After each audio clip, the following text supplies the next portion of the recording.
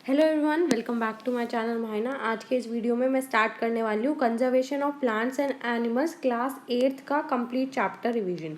So let's start. सबसे पहले introduction part की स्टार्टिंग क्या है। तो स्टार्टिंग में आपको क्या बताया जाता है कि वाइड वैरायटी होती है प्लांट्स की और एनिमल्स की जो एग्जिस्ट करती है अर्थ के डिफरेंट रीजन में। आपको पता है अर्थ के डिफरेंट रीजन हैं, वहाँ पे प्लांट्स और एनिमल्स मिलते हैं और वेराइटी में मिलते हैं। बहुत वाइड वेराइटी आपको प्लांट्स की और एनिमल्स की मिलेंगी। अब जो ये लिविंग ऑर्गेनिजम्स हैं ये काफ़ी ज़्यादा असेंशियल हैं, काफ़ी ज़्यादा इंपॉर्टेंट हैं। नंबर 1 ह्यूमंस के सर्वाइवल के लिए, नंबर 2 आपके नेचर में बैलेंस क्रिएट करने के लिए। ठीक है, काफ़ी सारे जो प्लांट्स और एनिमल्स हैं वो अंडर थ्रेट हैं। अब थ्रेट में क्यों हैं, खतरे में क्यों हैं? क्योंकि ह्यूमन एक्टिविटीज़ की वजह से और जो नेचुरल कॉजेज़ हैं उनकी वजह से ये लोग डेंजर में हैं।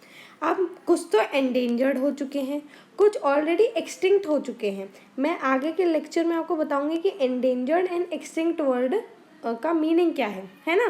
तब तक के लिए आप ये समझो कि ना ह्यूमन एक्टिविटीज़ और नेचुरल कॉजेज़ की वजह से काफ़ी प्लांट्स और एनिमल्स को खतरा है, बहुत ही ज़्यादा थ्रेट में है वो। ठीक है, इसलिए देयरफॉर जो प्लांट्स और एनिमल्स का कंजर्वेशन हमारे लिए बहुत ज़्यादा ज़रूरी बन जाता है।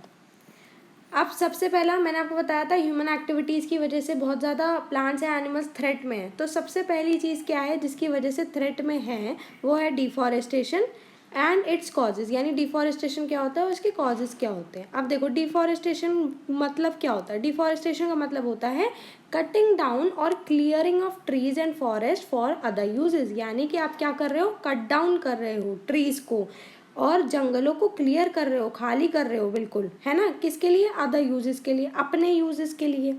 और इसके कॉजेज क्या हैं, क्यों डिफॉरेस्टेशन हो रहा है ना।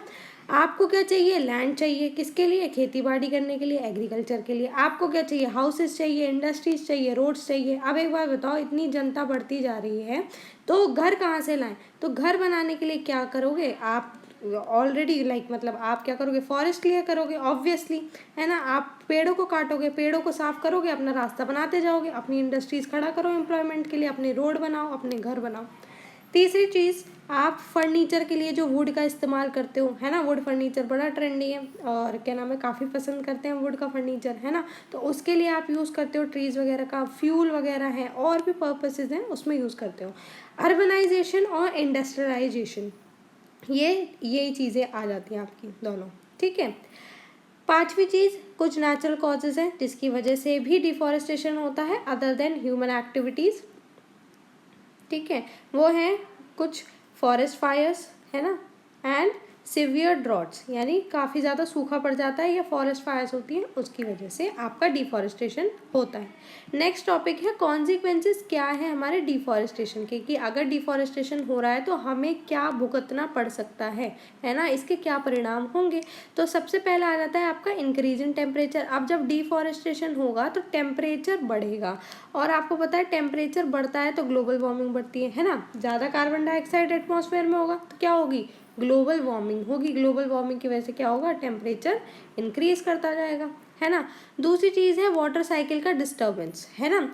मतलब अब जो पेड़ हैं, पेड़ों की वजह से बारिश होती है, पूरा वाटर साइकिल सब सीध चलती है ना। जितना कम रेनफॉल होगी उतना ही कम ग्राउंड वाटर का लेवल हो जाएगा। अब देखो बारिश नहीं पड़ेगी तो पानी कहाँ से आएगा? जो पानी अंडरग्राउंड है वो कहाँ जाएगा? वो कम होता जाएगा। इसका लेवल क्या होता जा रहा है? डाउन होता जा रहा है, बच ही नहीं रहा, क्योंकि वाटर साइकिल में डिस्टर्बेंस आ रही है। आप पेड़ों को काटोगे तो लॉस ऑफ सॉइल फर्टिलिटी।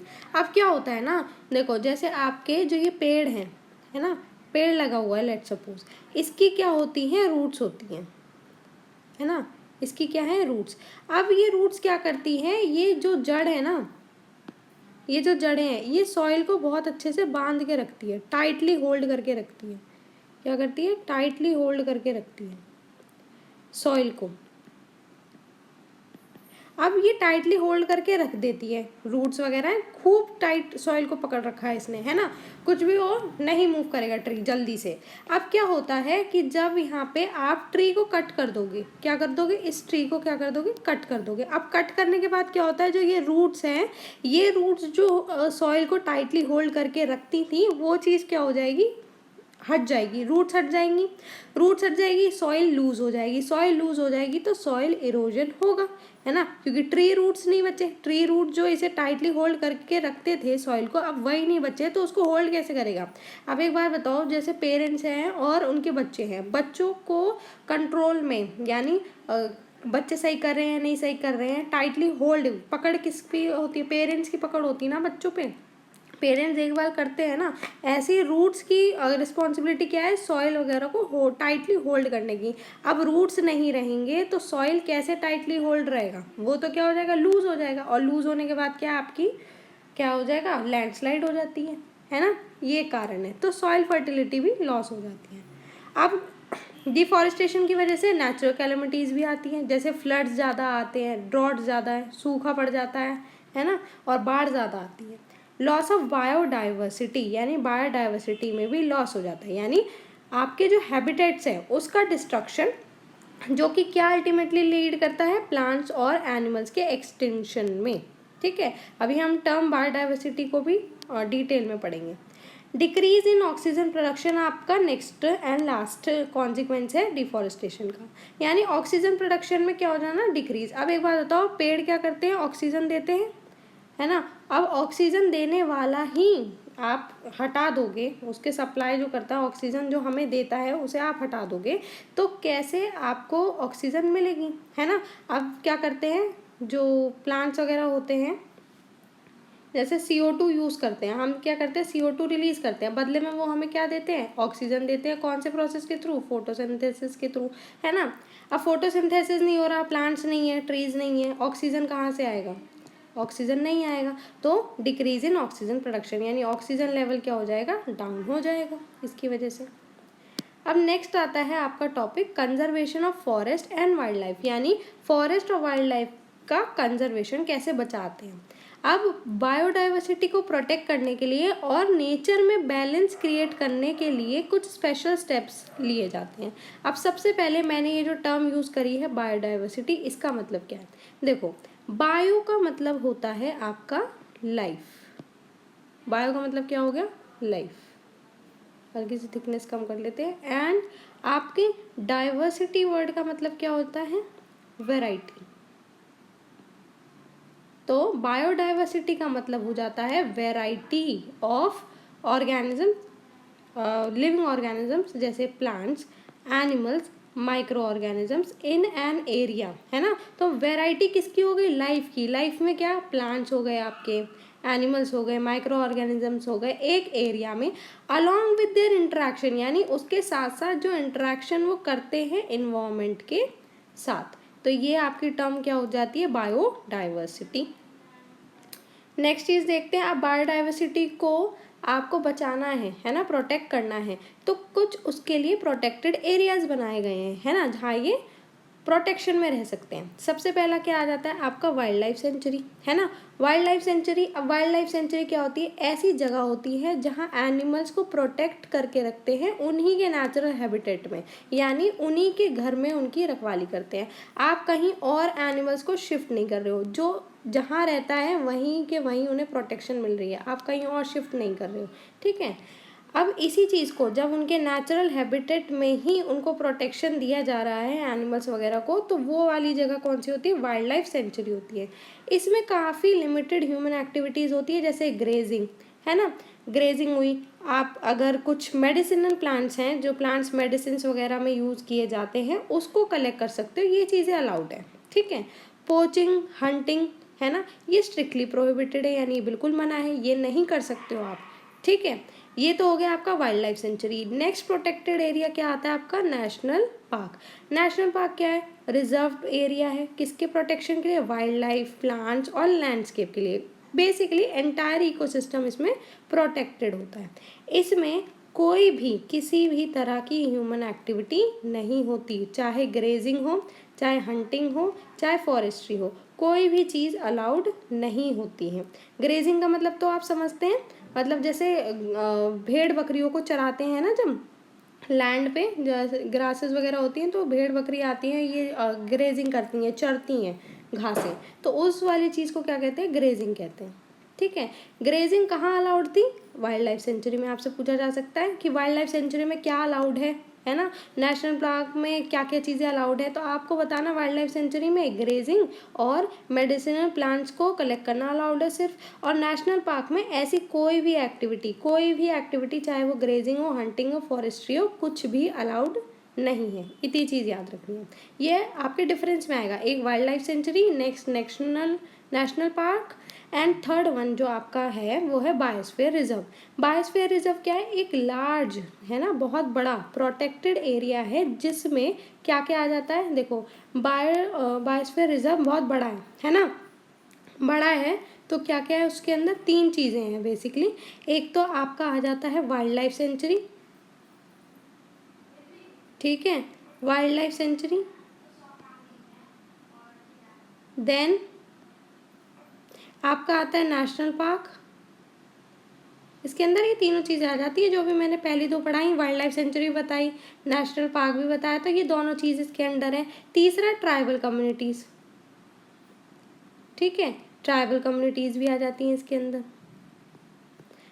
मतलब इसलिए ये बहुत ज़्यादा लार्ज है ना, बहुत बड़ा है, प्रोटेक्टेड एरिया जिसमें क्या है आपका वाइल्ड लाइफ सेंचुरी है, नेशनल पार्क है, ट्राइबल कम्युनिटीज़ हैं, तीनों चीज़ इंक्लूड हैं, है ना, तीनों चीज़ों को मिला के ये बायोस्फीयर रिजर्व आपका बना हुआ है, ठीक है। अब इसका एम क्या है बेसिकली, है ना, इसका मकसद क्या है, एम क्या है, बायोडाइवर्सिटी को कंजर्व करना, साथ ही साथ अपने कल्चर और लाइफस्टाइल उन लोगों की जो वहाँ रह रहे हैं उसको कंजर्व करना, तो ठीक है, समझ गए, मतलब पहला biodiversity, then culture and lifestyle of people living there, यानी 2 चीज़ों को कंजर्व करता है बायोस्फीयर रिजर्व। अब एग्जाम्पल क्या है, एग्जाम्पल है पचमारही बायोस्फीयर रिजर्व, जिसमें आपके 2 चीज़ें इंक्लूड हो जाती हैं, एक तो national park, Satpura national park और बोरी, और फिर 5 मरई सेंचुरीज, ठीक है, तो एक वाइल्ड लाइफ सेंचुरी हो गई, एक नेशनल पार्क हो गया, जैसे कि मैंने बताया था आपको, ये सारी चीज़ें इंक्लूडेड होती हैं। तो ये इनका आपको एक डिफरेंस का क्वेश्चन पूछा जा सकता है जो आपको बहुत अच्छे से याद रखना है, ठीक है। नेक्स्ट टॉपिक आ जाता है आपका फ्लोरा एंड फौना। जब भी फ्लोरा आए आपको याद रखना है प्लांट, जब भी फौना आए आपको याद रखना है एनिमल्स। फ्लोरा क्या है, आपके नेचुरली उसी पर्टिकुलर एरिया में जो प्लांट स्पीशीज पाई जाती हैं उसको फ्लोरा कहते हैं। Similarly same goes for fauna, ठीक है, एनिमल लाइफ एक रीजन की उसे क्या कहते हैं, फौना कहते हैं।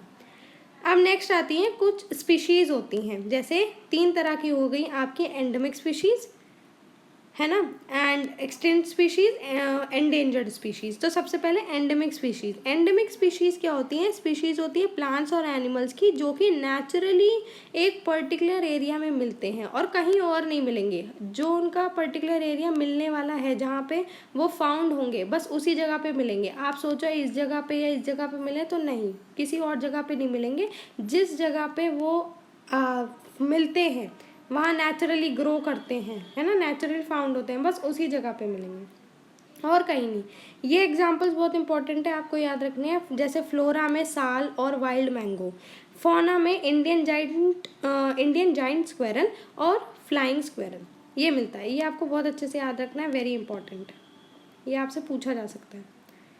नेक्स्ट आ गई एंडेंजर्ड एंड एक्सटिंक्ट स्पीशीज़। अब एंडेंजर्ड क्या होता है, नाम से समझ में आ रहा है, इन डेंजर, ठीक है, जो स्पीशीज़ किस में है, डेंजर में है, जिनका नंबर क्या होता जा रहा है, रिड्यूस होता जा रहा है, कम होता जा रहा है, और सून वो एक्सटिंक्ट में आ जाएंगे। एक्सटिंक्ट का मतलब होता है ख़त्म होना, है ना, ख़त्म हो जाना। स्पीशीज़ जो कि नो लॉन्गर एग्जिस्ट करती है अर्थ पे, यानी जिनका एग्जिस्टेंस ख़त्म हो चुका है, जो इस अर्थ से ही ख़त्म हो चुके हैं। एंडेंजर्ड ख़त्म नहीं हुए, बस रिड्यूस होते जा रहे हैं, कम होते जा रहे हैं, ठीक है, और सून एक्सटिंक्ट हो जाएंगे। और एक्सटिंक्ट स्पीशीज़ क्या होती हैं, जो अब बची ही नहीं है, अब एग्जिस्ट ही नहीं करती हैं।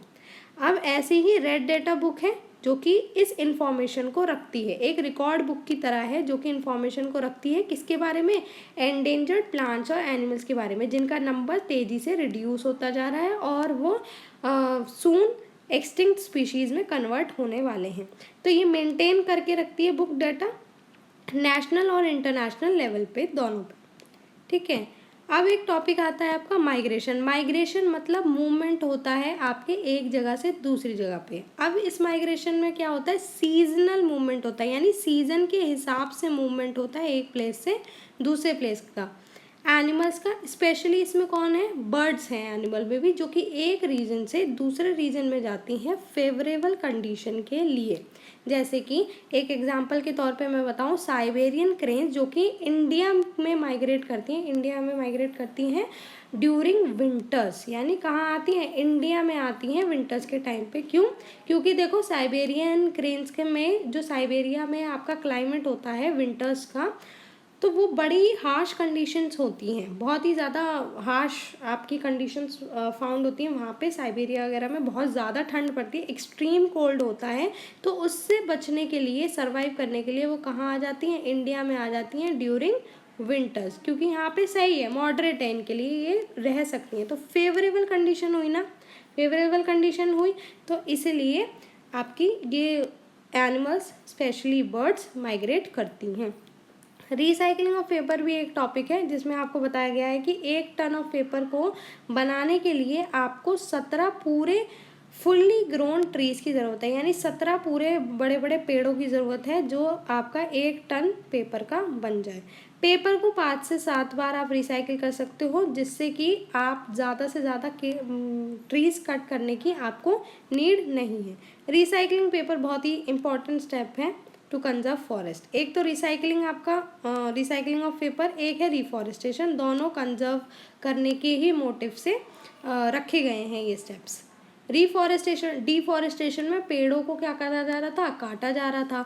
रिफॉरेस्टेशन में क्या हो रहा है, आप पेड़ों को लगा रहे हो, प्लांटिंग ऑफ ट्रीज यानी पेड़ों को लगाना एरियाज में जहाँ फॉरेस्ट डिस्ट्रॉय कर दिए गए हैं। ठीक है, ये नेचुरली भी हो सकता है, अगर कोई डिफॉरेस्टेड लैंड को अनडिस्टर्ब छोड़ दिया जाए, है ना, जहाँ डिफॉरेस्टेशन हो रखा है वो वाले लैंड को, डिफॉरेस्टेड लैंड को अगर आप ऐसे ही छोड़ दो, वहाँ कोई कंस्ट्रक्शन वगैरह कुछ ना कराओ, तो नेचुरली भी ये चीज़ अकर हो सकती है अपने आप। बेस्ट रिजल्ट्स के लिए क्या है, आपको सेम तरह के ट्रीज लगाने होंगे, है ना, जो कि ओरिजिनली प्रेजेंट थे यहाँ पे। ठीक है, लॉज एंड मेजर्स। अब देखो ये सारी चीज़ें हो रही हैं, डिफॉरेस्टेशन हो रहा है जिसके कॉन्सिक्वेंसेस बहुत ही ज़्यादा खतरनाक हैं, है ना, कॉन्सिक्वेंसेस बहुत ही ख़राब हैं इसके।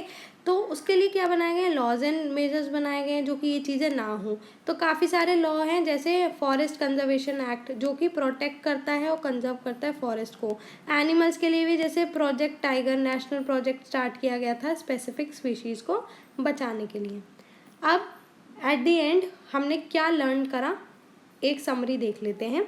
सबसे पहले हमने पढ़ा था डिफॉरेस्टेशन, क्योंकि देखो काफ़ी ह्यूमन एक्टिविटीज़ की वजह से नेचर में आपके प्लांट्स एंड एनिमल्स की लाइफ में एंड उनके एक्सटेंशन हो रहा था काफ़ी ज़्यादा, तो उसे कंजर्व करना था। तो सबसे पहली ह्यूमन एक्टिविटी क्या थी जो ये सारे हार्मफुल इफेक्ट्स कॉज कर रही थी, वो थी डिफॉरेस्टेशन। डिफॉरेस्टेशन के क्या हार्मफुल इफेक्ट्स हैं, global warming, disturb water cycle, soil erosion, floods, droughts और बायोडाइवर्सिटी का लॉस होना। अब बायोडाइवर्सिटी क्या पता है, variety of organisms found in an area, एक एरिया में वेराइटी ऑफ ऑर्गेनिजम्स जो मिल पाए जाते हैं उसको बायोडाइवर्सिटी कहते हैं। अब बायोडाइवर्सिटी को प्रोटेक्ट करने के लिए क्या क्या है, प्रोटेक्टेड एरियाज बनाए गए, पहला wildlife sanctuary, then national park, and third one सबसे बड़ा बायोस्फीयर रिजर्व्स। एक रेड डाटा बुक भी बनाई गई है जो कि एंडेंजर्ड स्पीशीज़ को लिस्ट करने के लिए, उनका नाम पता करने के लिए कि कौन सी स्पीशीज़ आपकी एंडेंजर्ड है। माइग्रेशन क्या हो गया, सीजनल मूवमेंट हो गया आपके एनिमल्स का फेवरेबल कंडीशंस को फाइंड करने के लिए। ठीक है, from one region to another. Paper recycling और रिफॉरेस्टेशन बहुत ही प्रैक्टिकल स्टेप्स हैं कंजर्वेशन के टुवर्ड्स। कंजर्वेशन काफ़ी ज़रूरी है, क्यों, क्योंकि हमें एक इकोलॉजिकल बैलेंस चाहिए फ्यूचर जनरेशन के लिए भी। ठीक है, आई होप सो आपको समझ में आया हो। ऐसी वीडियोस के लिए आप मेरा चैनल प्रेफर कर सकते हैं, और भी वीडियोस मैंने बनाई हैं आप देख सकते हैं। इस वीडियो के लिए थैंक्स फॉर वॉचिंग। अगर आपको पसंद आया, like the video and subscribe to the channel.